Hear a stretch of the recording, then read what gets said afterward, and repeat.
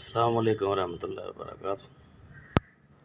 जी मैं हकीम मुबशर हुसैन चौधरी फ्राम चिश्तियाँ आपसे मुखातिब हूँ। जी कैसे हैं दोस्तों, ठीक ठाक हैं? अल्लाह पाक आप सबको सलामत रखे।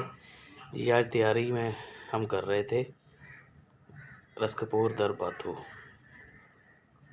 एज़ोस्पर्मिया के लिए।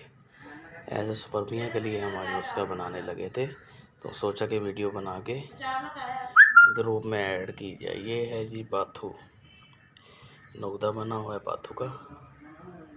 2 किलो आपने बाथू लेना है और रस्कपुर लेना है आपने 1 तोला। या तोला की 2 डलियाँ भी रख लें तो कोई इशू नहीं, मगर रस्कपुर अच्छी क्वालिटी का हो। ये देखिए, ये है जी रस्कपुर। इंशाल्लाह ये बाथू के अंदर हम बनाने लगे हैं, तो ये बनेगा इंशाल्लाह।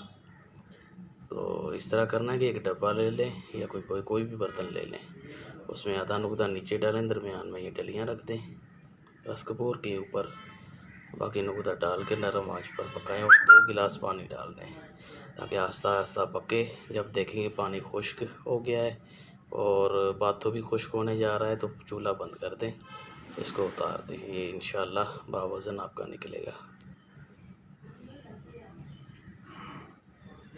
बाकी मैं दूसरी वीडियो में आपको बताता हूँ।